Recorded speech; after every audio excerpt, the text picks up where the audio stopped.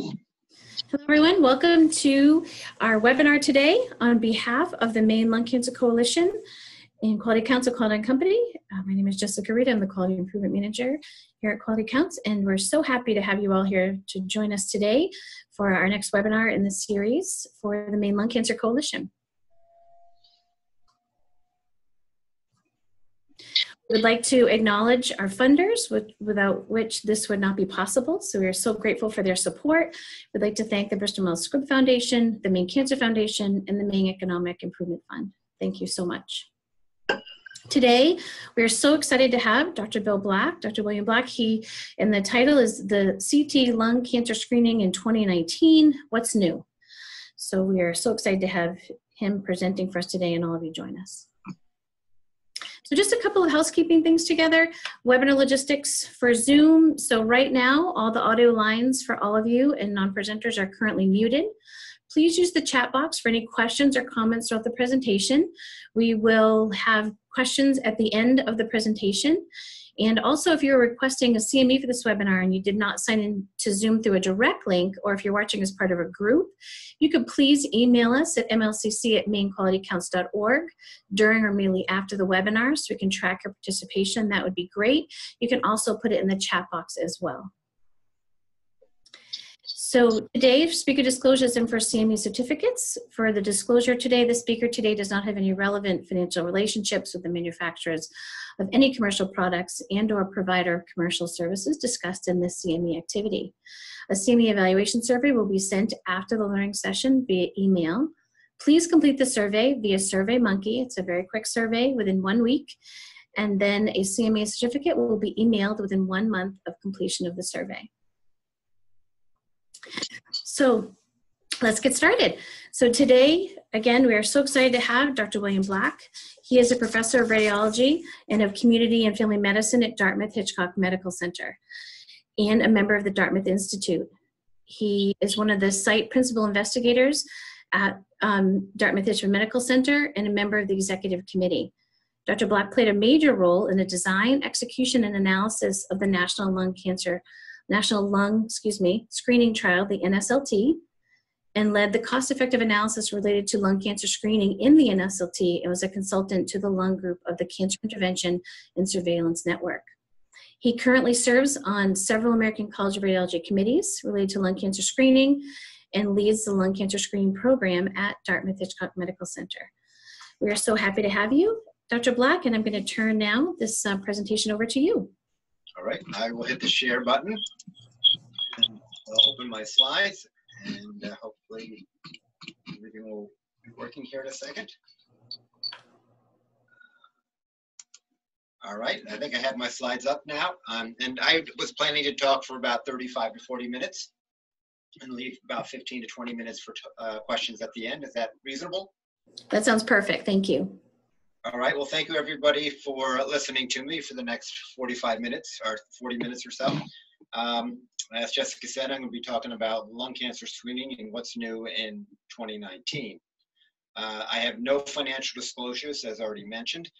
However, I was a co-investigator for the NLST, and I am a member of the American College of Radiology Lung RADS and Lung Cancer Screening Registry Committees. So I have some investment in lung cancer screening. Over the next 35, 40 minutes, I'm going to give you a little background on lung cancer screening. Then I'm going to talk to you about the current status, and I'm going to finish up with upcoming developments that are expected in the remainder of 2019. So let me just start off with some basic facts that I'm sure everybody is aware of. Lung cancer is by far and away the leading cause of cancer death in the United States. It is estimated that over 150,000 people died from lung cancer in 2018. If you look at the three most deadly other next cancers, pancreas, breast, and colon, they add up to only 135,000. So lung cancer towers over everything in terms of causing cancer death. Overall, the 5-year survival is about 19%, and that's because usually when lung cancer is diagnosed, it's advanced. And it's believed that cigarette smoking causes about 80 to 90% of lung cancers, a little bit higher percentage in men than women. So I'm going to start off now talking about the National Lung Screening Trial. because that is the main study on which screening in the United States is currently based. This was a large prospective randomized trial of over 50,000 individuals at high risk for lung cancer. The participants were randomized in one-to-one fashion to screening with low-dose CT versus PA chest radiograph. And there were 3 annual screens. The primary endpoint for the study was lung cancer mortality, but we included many other endpoints, including all-cause mortality. The eligibility included the following: no symptoms of lung cancer, age 55 to 74, greater than or equal to a 30-year history of smoking, no prior history of lung cancer, and the patients had to be, or the participants had to be medically fit for lung cancer surgery. Now, the major benefits that were found in the National Lung Screening Trial were a 20% relative risk reduction in lung cancer mortality and a 7% relative risk reduction in all-cause mortality. Both of these were statistically significant. And this is really this is the only screening intervention that has ever been shown to cause a statistically significant reduction in all-cause mortality.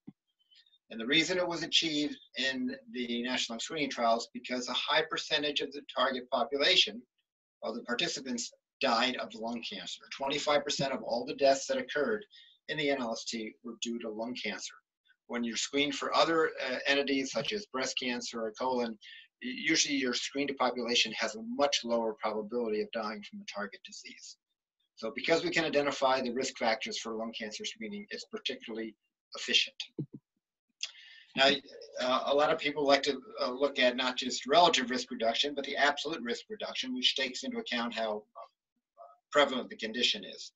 And to calculate the absolute risk reduction related to lung cancer screening in the NLST, we looked at the number of deaths in the control group, which was 425, divided by the number of person years, and subtracted from that the number of deaths in the screening group divided by the number of person years. And you can see a number of 0.0031. It probably doesn't look that impressive to most people, but the reciprocal, but that corresponds to about 3 lives saved per 1,000 screened over 3 years. Now, you can just take the reciprocal of that number to get the number needed to screen to prevent 1 lung cancer death.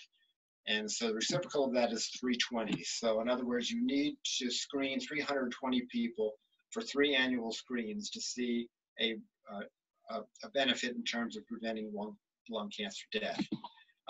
That may sound like a lot of people. However, lung cancer screening compares favorably to all other forms of screening. And in fact, if you consider screening over the lifetime of the adult when they're eligible and compare lung cancer screening to mammography screening, you can see that to prevent 1 cancer death with lung cancer screening, you only need to screen 39 people from ages 55 to 80. Whereas for mammography, even over a longer screening interval from 40 to 84, you need to screen 84 people. Similarly, you need to screen fewer people to gain 1 life year or to prevent 1 year of lost life, only 3.7 for lung cancer screening and 5.3. Again, the reason you can achieve this efficiency with lung cancer screening is because there is a very readily identifiable risk factor of smoking. Whereas mammography really pertains to pretty much all women. However, there are also harms of CT screening for lung cancer. The most common one is a false positive screening result. Other harms include overdiagnosis, which is a diagnosis of a condition that would not have become clinically relevant had it been not detected in screening, and then the radiation exposure associated with the CT scan. In terms of false positive results in the National Lung Screening Trial, 27% of the participants had a positive first round of screening. I had a false positive at first round of screening. However, the most common follow-up was simply a single low-dose CT, nothing invasive. Only less than 7% of the patients who were false positive had an invasive procedure.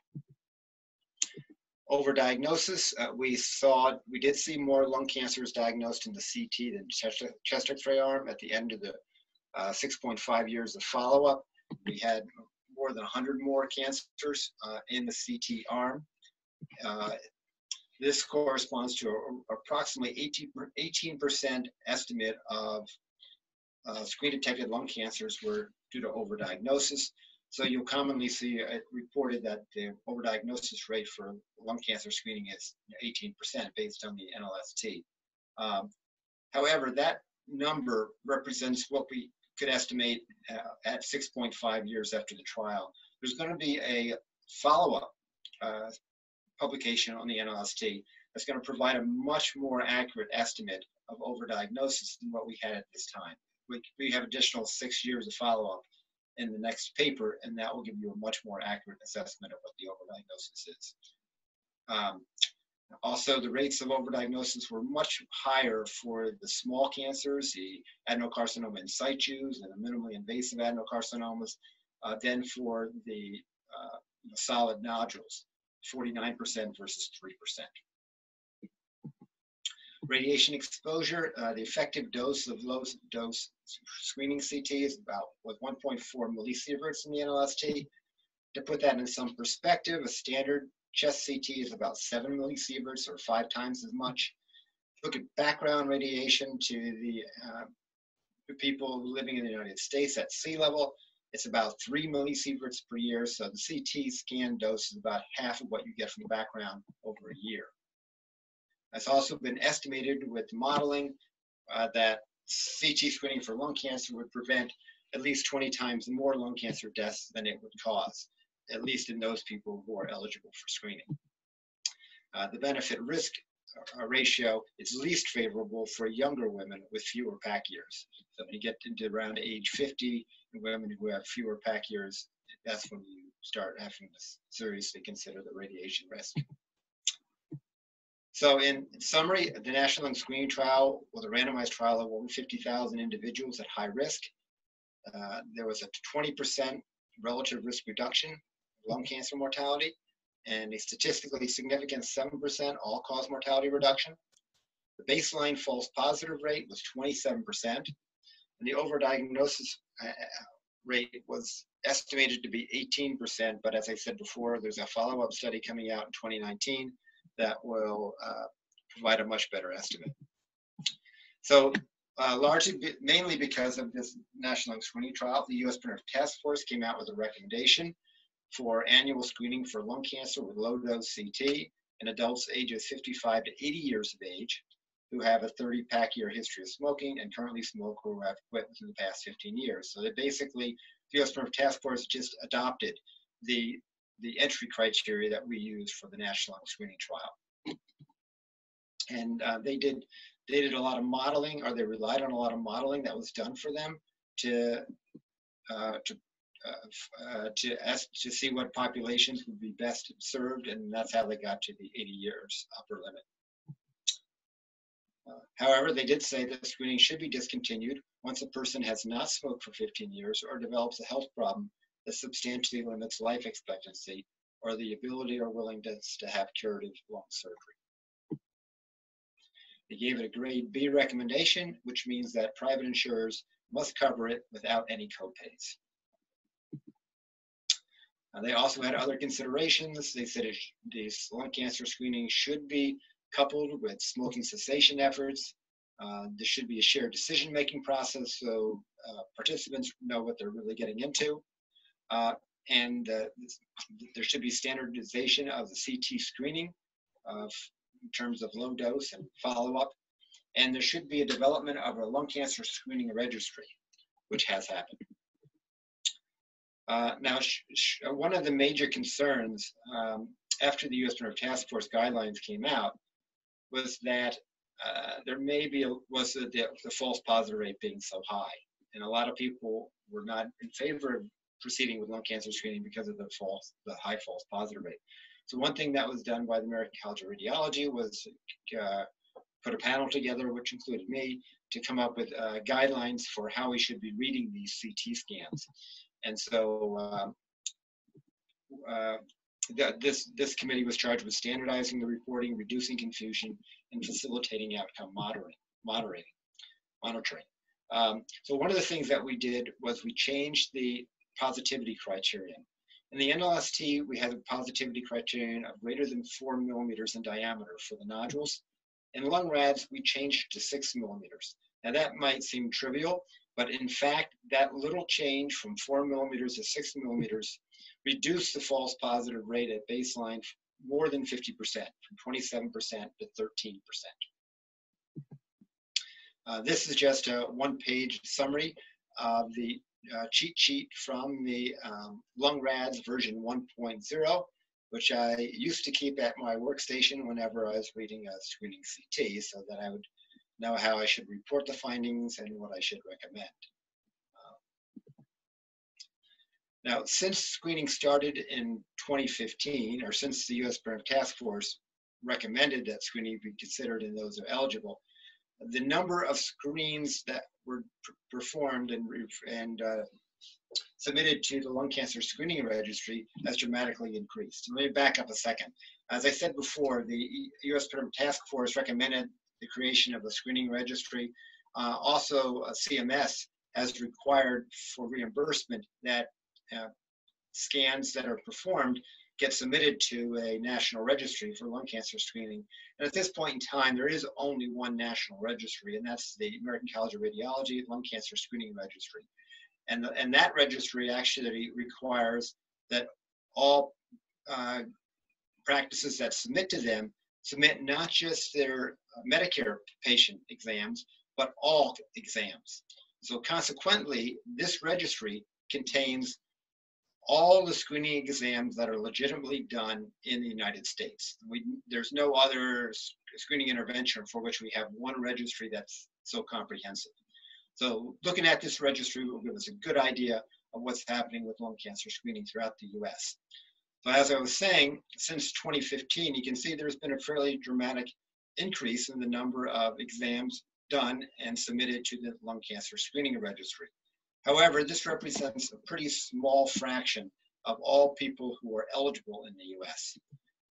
Last summer, there was a presentation at the ASCO meeting looking at the number of people who were eligible for lung cancer screening based on the National Cancer Screening Health Interview, it's one of those national health interview surveys, and they knew how many people were screened from the ACR registry. And when they did that, they were actually using data from 2016, not the data that we have today. And using that data from 2016, they had the number of people who were eligible across the country is over 7.6 million, the number screened of 141. So only 2% by their estimation were being screened for lung cancer screening. Only 2% of those eligible in the US were being screened. Now, in all fairness, if we go back and look at our numbers from the lung cancer screening registry, you can see since 2016, the number of scans has really tripled. So consequently, I think a better estimate for the proportion of the eligible population that's being screened today is about 6% rather than 2%. Still, though, a very, very low percentage, much lower than what we have for breast cancer screening and colon cancer screening. Now, why is the uptake so low? Well, the investigators have commented on a number of things. One is there's a lack of knowledge among the patients who are eligible for screening about the screening option. There's also a lack of knowledge within the medical community. There's a lack of access because not every hospital or clinic will be up to speed for lung cancer screening. There's also a problem with the reimbursement being pretty low. And also, it's been a limited time since the U.S. Preventive Task Force and CMS came out with their guidelines and recommendations, just a few years. Furthermore, lung cancer screening is a multi-step, time-consuming, complicated process. You need to do an eligibility assessment, which means you have to have accurate information on patient's smoking history. We need to know how much the patient smoked and over what time frame. And this information, although ideally should be in the electronic medical records, often the information is incomplete or inaccurate. You also have a shared decision-making process, which takes about half an hour. and it requires somebody who's knowledgeable about the shared decision-making in general and also knowledgeable about lung cancer screening specifically. It also requires this tobacco cessation effort. And all these things must be documented in the electronic medical record. The lung cancer, actually CT screening or scanning is the easy part. And then you have the interpretation of the scan using the structured reporting system from LungRads. And then we have patient and provider communication and patient management, and then data submission to the lung cancer screening registry. So it's much, much more involved than any other type of screening or any other type of radiology exam. And the reimbursement is lower. So just to give you an idea of what the reimbursements are like, this is from 2018, the latest data available. You can see for smoking cessation, for 3 to 10 minutes, the total reimbursement is $51. For 10 minutes, it's $65. For lung cancer screening shared decision-making, it's $111. For the CT scan, it's $125. For screening mammo, it's $138. And for a regular chest CT without contrast, where there's no screening going on, which is actually a whole lot easier, it's $166. And this has been an issue. This is currently an issue. So what do we expect in 2019? Well, we already have a new version of LungRads that was just recently posted on the internet. It's version 1.1 and includes several new features. One is periphyseal nodules. These are little nodules that are associated with the minor and major fissures. And we know from many screening studies that have looked at these nodules that virtually none of them turn out to be malignant. In fact, and if you look at all the studies that have been done, there's about 800 nodules that have been followed and none of them have turned out to be malignant. So consequently, when we see these nodules, which actually constitute a pretty large percentage of all the nodules we do see, we just call them periphyseal and we consider them benign and they don't need any further workup. So that helps reduce the false positive rate. We've also raised the size threshold for non-solid nodules from 20 millimeters to 30 millimeters before we call it positive. We've slightly modified the management for new large nodules that would otherwise be considered 4B and might go to CT or biopsy or PET or biopsy. And for these, we just get a short-term follow-up because it turns out a lot of the new large nodules are inflammation or not neoplastic. We've changed the way we measure the diameter. Again, this may sound trivial. We include the first decimal place. A lot of other societies don't. They round, and the problem when you round is everything that's over 5.5 millimeters, anything between 5.5 and 6 gets counted to 6, and so you end up calling positive a lot of nodules that otherwise would be negative. And then we've also endorsed volumetric measurements. That's what we use here at DHMC for any nodule that's over 6 millimeters. And the reason we do that is because volumetric measurements, especially when they're automated, are much more accurate than the two-dimensional measurements that we do with hand calipers. Right now, most screening places are not implementing volumetric measurements because it is a little bit cumbersome. It does require additional software, but many are using it, including Dartmouth Hitchcock. And this just shows you the one-page cheat sheet that we have for the new version of 1.1 LungRads, which this is now replaced the old 1.0 version of LungRads that I used to use. You see there's a lot of small detail, a lot of small print. Let me just give you an example of a screening exam. Here's a patient, a 58-year-old female current smoker who has a nodule in the right upper lobe.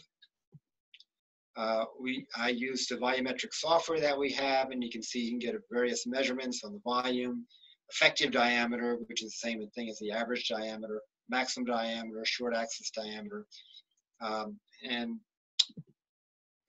What we also have now, and what LungRads recommends, is that we use a lung cancer risk calculator that enables us to give you some quantitative estimate of what the probability of lung cancer is. So in this particular case, let me go back. The calculator is based on 2 high-risk screening populations in Canada, and it calculates lung cancer risk at first screen. And it uses both patient and nodule characteristics, 3 of each. And it was published in the New England Journal of Medicine. So one of the things that they included in their publication was were supplements that included spreadsheets so that you could actually calculate or apply their model to calculate the risk of lung cancer. So in this previous example, this woman, she's 58 years of age. As you can see, she's a woman, so she actually counts against her for lung cancer screening. The nodule size is the maximum diameter of the nodule size is 7.6 millimeters. It is solid, it's upper lobe, and it's not spiculated, and it's just 1. And putting this information into the calculator, we get a probability of lung cancer of 4.5%. So whenever I have a positive screen, I use this calculator to estimate the probability of lung cancer, because I think that's often very reassuring for the lung RADS 3 category in particular, where the probability of lung cancer is low, and you don't want to really alarm either the provider or the patient with the report of a positive screening exam. Another thing that's going to be coming out in 2019, this is the follow-up study for the National Lung Screening Trial.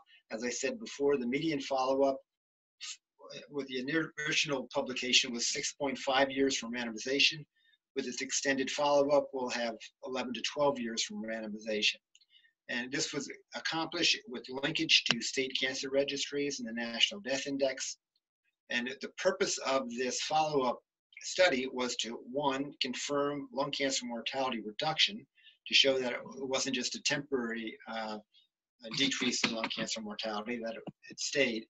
And 2, to reassess the overdiagnosis, because as I said before, with the very short-term follow-up, you don't know how many, it's really hard to estimate overdiagnosis. You really need long-term follow-up to figure this out. And the initial estimate you get at the end of at the early part of the follow-up is going to be much, much higher than the long-term follow-up. So I can't tell you what the actual number is now, even though I do know it, but I can tell you it is lower than the 18% that I've already presented. The other important news that will be coming out soon is a publication on the Nelson trial, which was from the Netherlands. This has already been presented at a meeting in fall of 2018, so the information I'm going to show you is in the public domain. We just don't have the final publication. This is a randomized trial of over 15,000 individuals at high risk, although they were not as high risk as in the National Lung Screening Trial. The patients were a little bit younger, and the smoking criteria were a little bit less. Nevertheless, it actually showed a greater reduction in lung cancer mortality for men and a much greater reduction for women, although the difference between men and women was not statistically significant because there were so few women in the trial. It also showed an overall 5% all-cause mortality reduction and a baseline false positive rate lower than in the NLST.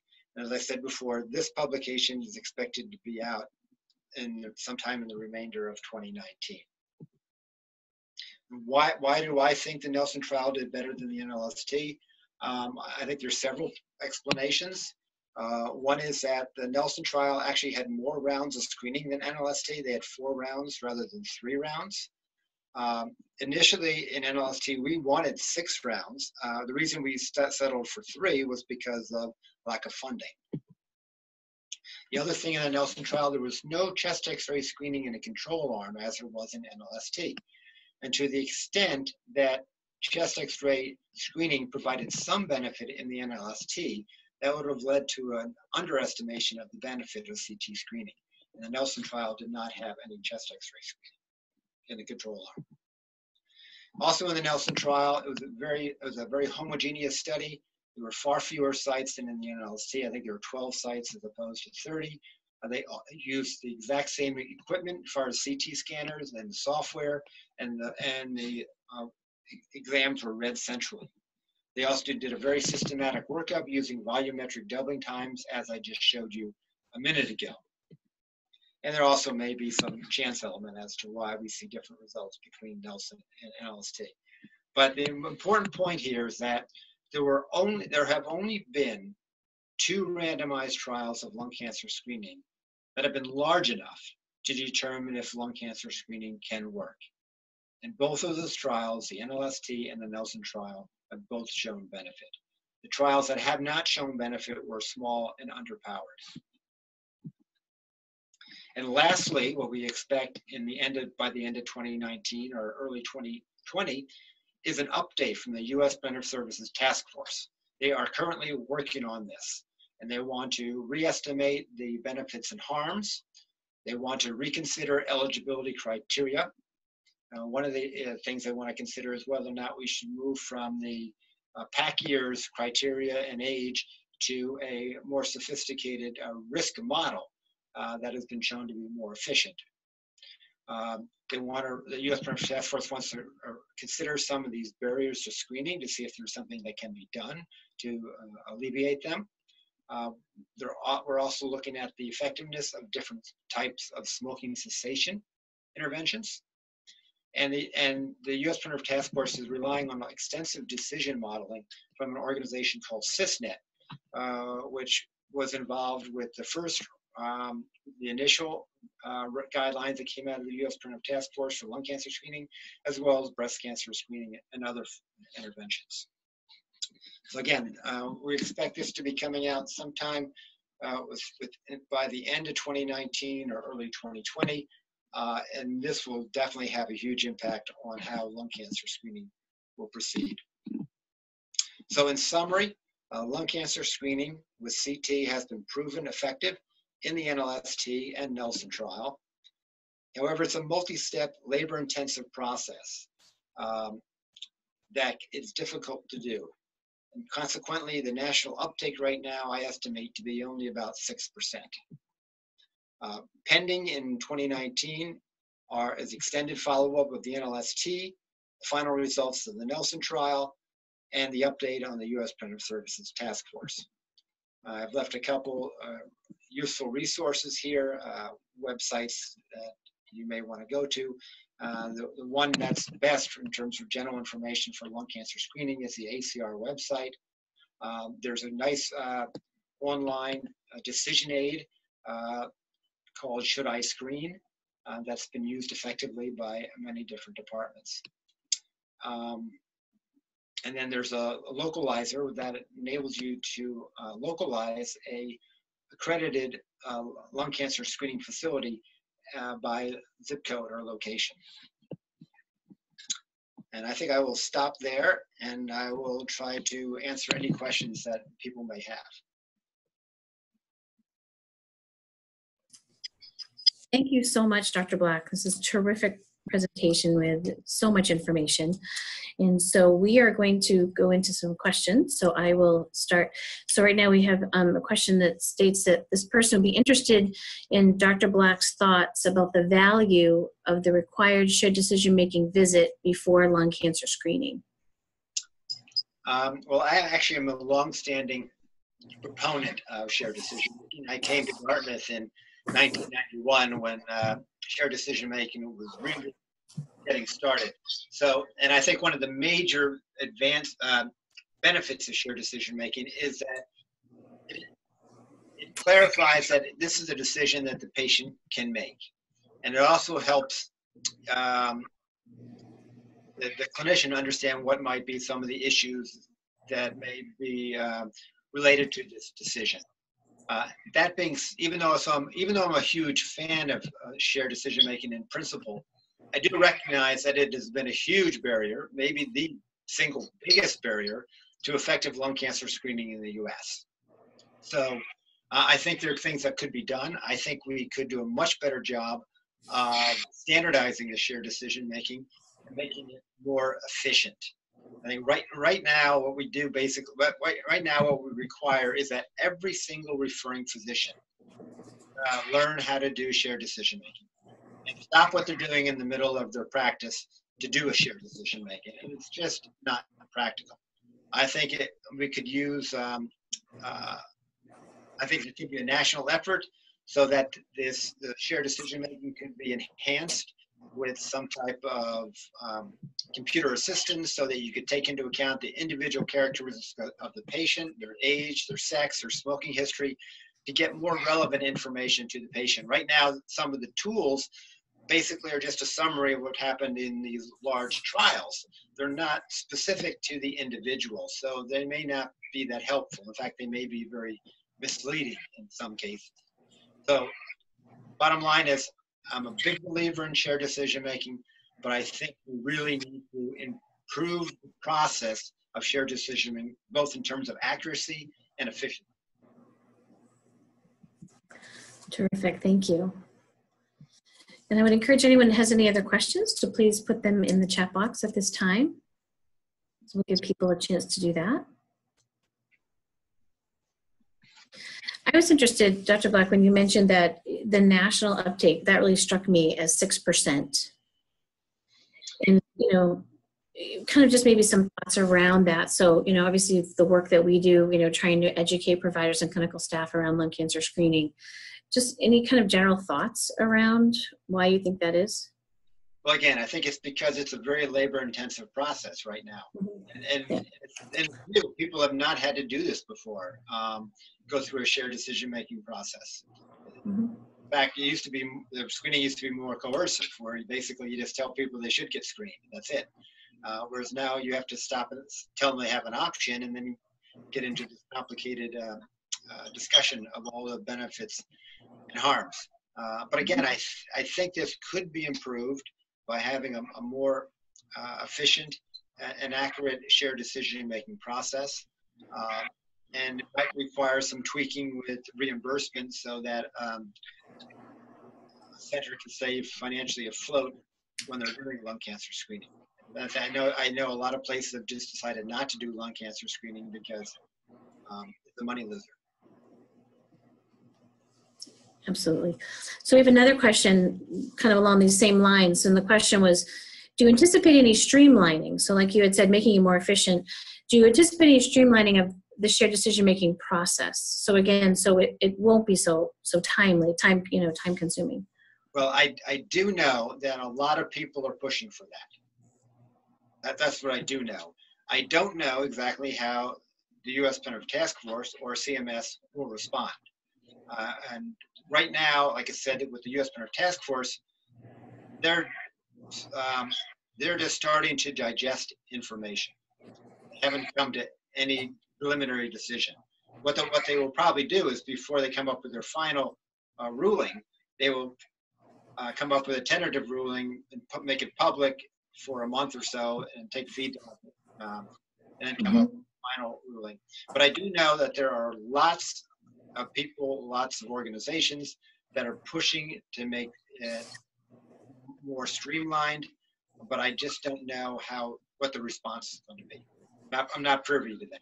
And if I were, I probably couldn't tell you. Great, thank you. So we have some more questions coming in. So another one says, it appears that early screening remains an effective tool in diagnosing lung cancer, and that is good.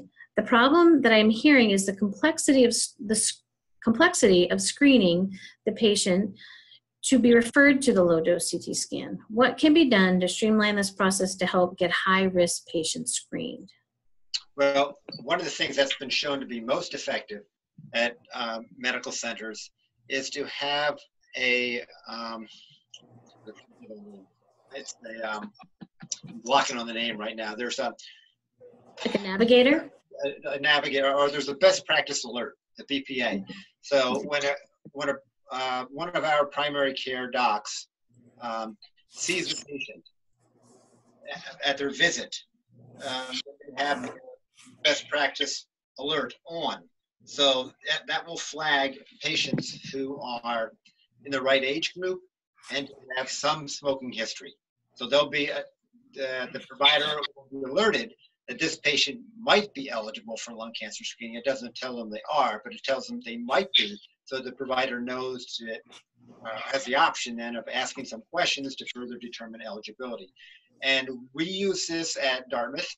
Right now, it is only available, though, to primary care and general internal medicine. It's not available to the subspecialties because of some of the technical difficulties with the EMR. But I know at Dartmouth, and I know throughout the country, this has been shown to be the single most effective intervention for increasing the awareness of lung cancer screening, referrals to lung cancer screening. Excellent. So that prompt right when they're in with the patient. So yeah, that's great. Thank you. Another question that we have is, what are the harms shared with patients regarding the screening? Okay, and this is going to depend on what shared decision-making tools are used. Right now, there are several national tools that are available, including the Should I Screen tool that I mentioned before that's online. The RQ has a very complete decision aid that's available online. Although I can tell you it's very, very long, and it would probably take a provider about an hour to get through it the first time, just so the provider knew what was going on. And that mentions all the harms that I mentioned. It mentions the false positives. It mentions the overdiagnosis, radiation. The problem with all of the existing national tools is they haven't been upgraded with lung-RADS data. Now I know with the new U.S. Preventive Task Force guidelines, they're going to have the new lung-RADS data, so they'll be able to update some of that. So right now, the national guidelines, like I said, they're not up to date with terms of lung-RADS, and they're not individualized, so they don't tell an individual how they're likely to benefit or be harmed over the short term or long term. They just basically say for a population, this how many people. So we have a decision aid at Dartmouth that's based on a national screening trial. So we will tell people out of 1,000, you'll have 3 fewer lung cancer deaths. You'll have about 100 positives at the first screen, and you'll have about 4 overdiagnosed cases. Those numbers will have to be revised as we get the follow-up data from NLST published. But what's also happening at a lot of other places, they're just using their own medical center guidelines that they've put together, our shared decision-making product that they've put together. And I'm not aware of any quality control in that. So I'm not sure what's being told to people at all the different places in the U.S. I'm sure there are some tools that are not that accurate. So again, this is something that ideally would be nationalized, so that you can go to everyone go to the same place, same information. So it doesn't matter if you're in Ohio or Virginia or New Hampshire, Vermont. If you put in the same information, you get the same information back in terms of what are your potential benefits and potential risks. And ideally, you'd be able to look at it in different time horizons. That's sort of pie in the sky right now. That's what I would advocate. I think we have the capability of doing this. Whether or not there's a will and the financial support, it doesn't matter. Great, thank you. So the next question. In Maine, we are finding that many eligible patients are not interested in screening. Do you find that in New Hampshire? And if so, any thoughts about addressing that? Thank you. Sure, there are some people who are not interested and who are eligible. Some of the reasons include a perception that one of the major things is that a lot of people perceive that it's not going to help them, that they're just going to get a treatment, they're not going to live any better, they're just going to suffer from the treatment. So that's one misconception. Another misconception is that they think they already have it. They don't want to know early because they're just going to suffer longer with the diagnosis. And then there's some other practical issues. Most of the patients who are eligible live a fair distance from their closest screening center. And so the way we're trying to address that at Dartmouth is by allowing some of the more peripheral sites to do the screenings, and then we would read them centrally, and allow actually patients to do video conference with oversight for the shared decision making and the eligibility assessment. That way we reduce that huge travel burden.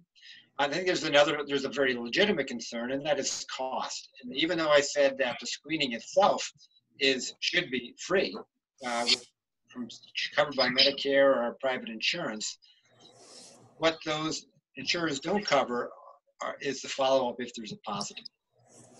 So if you're really concerned that there's going to be a positive screen, and incidentally, there's been a lot of misinformation about the false positive rate on lung cancer screening.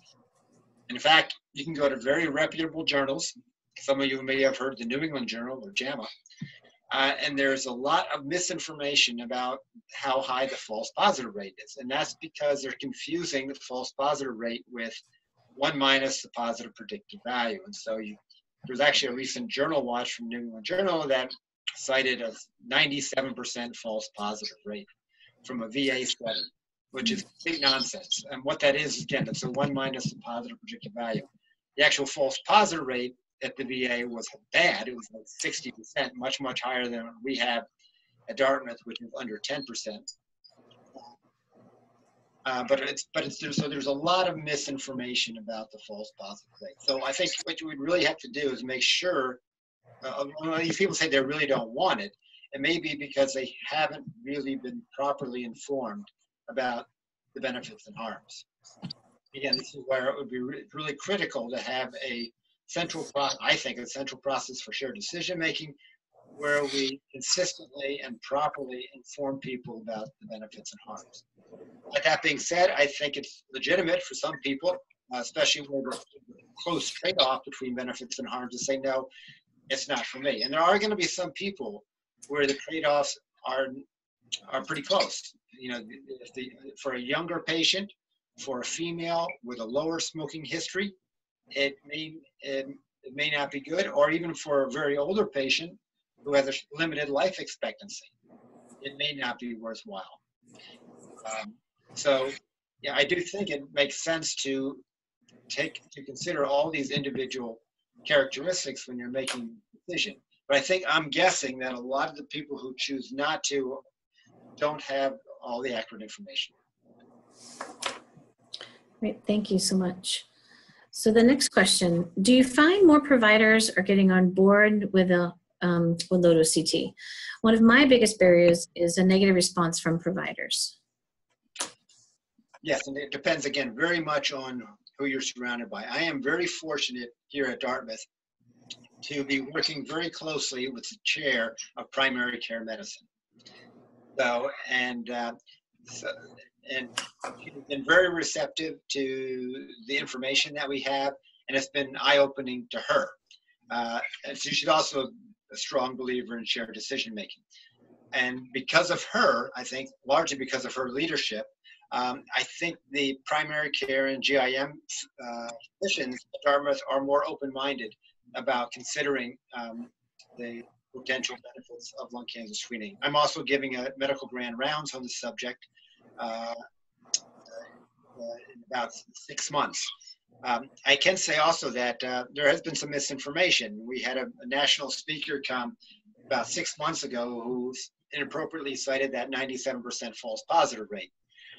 And so something like that does a whole lot of harm, to the providers in the room who come away thinking, my God, why am I doing any of this?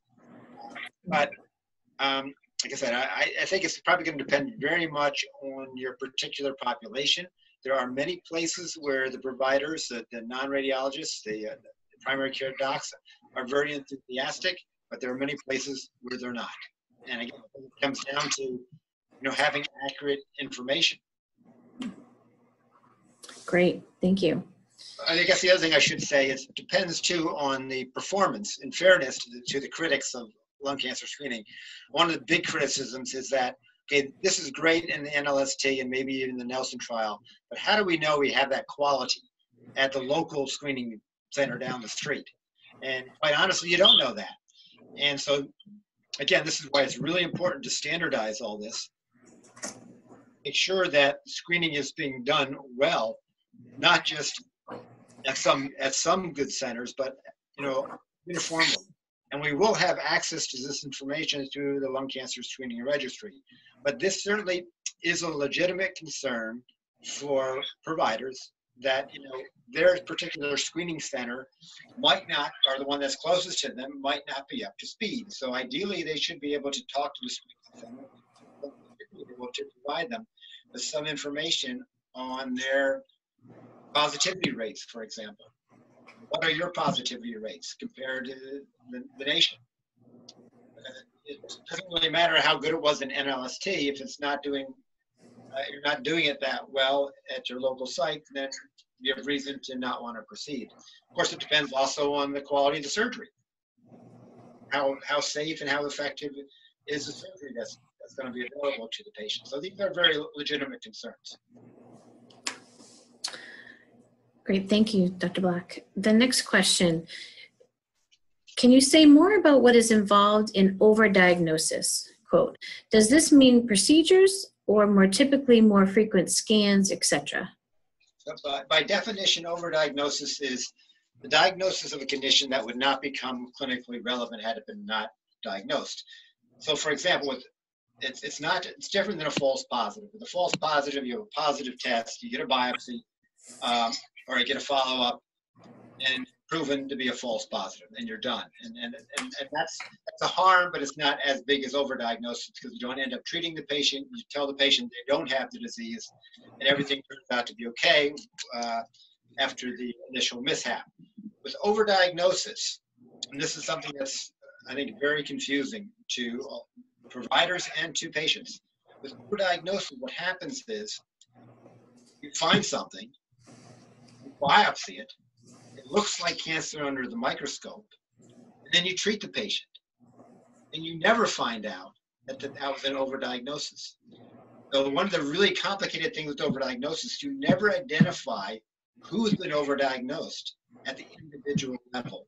All you know from these large screening studies is that a certain percentage, those people that you've treated, were overdiagnosed. So if a patient has a diagnosis, they're treated, they're supposedly cured, you really don't know for sure. This pertains to any cancer and any disease.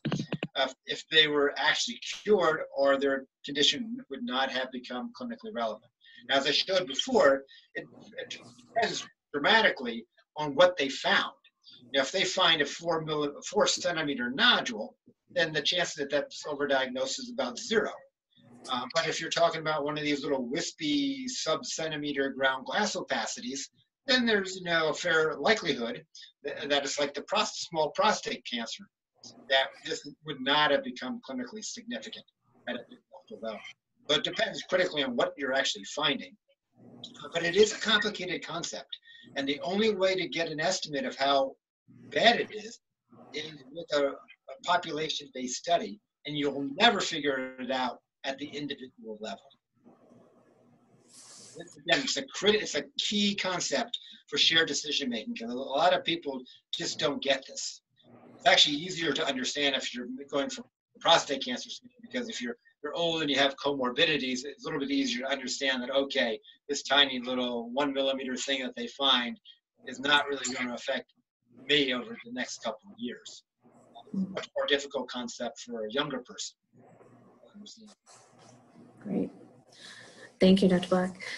So the next question is, as a patient advocate and president of Free Maine from Lung Cancer, what are some things that we and other advocates can do to help speed up the process of these studies to streamline the process for the provider and the patient?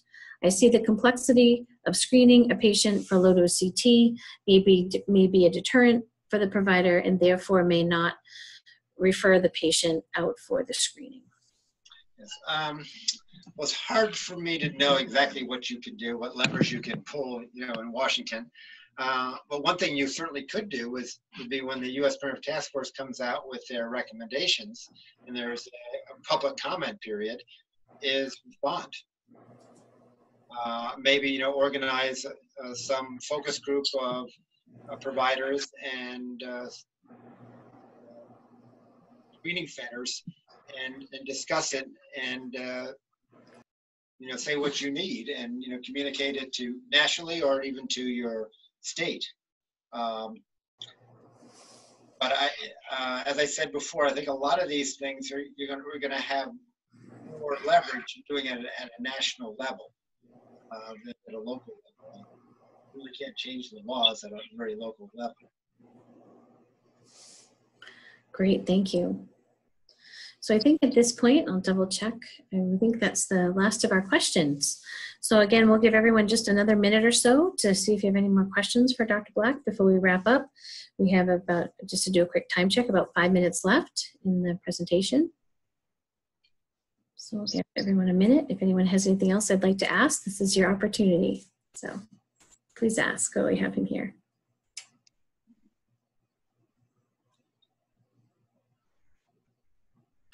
I don't see any other questions coming in right now. What we will do, if any come in as we're wrapping up, Dr. Black, we will compile those and then send those to you. And then we'll send that out when we, send out the monkey survey for the CME. So again, just a reminder for those that you may be joining us with a group, please put your information in the chat box or email us, and we will get the Survey Monkey out in about a week or so. And again, we ask you all that are interested in CME to complete that, and then we will be sending the CMEs out in about a month for everyone.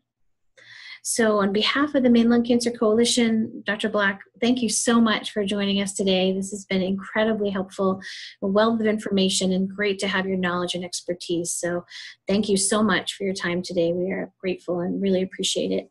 Thank you all also that have joined us today for this webinar. We appreciate your time as well, and we look forward and hoping that you'll join us with the next Maine Lung Cancer Coalition webinar that we will be having in a few months. So again, I want to thank everyone for joining us today, and have a wonderful rest of your day. Well, thank you very much, Jessica, and thanks all the listeners. Absolutely. Thank you again. And Dr. Black, if you want to stay on for a few minutes, we'll wrap up with you. Okay. All right, great. Thank you, everyone.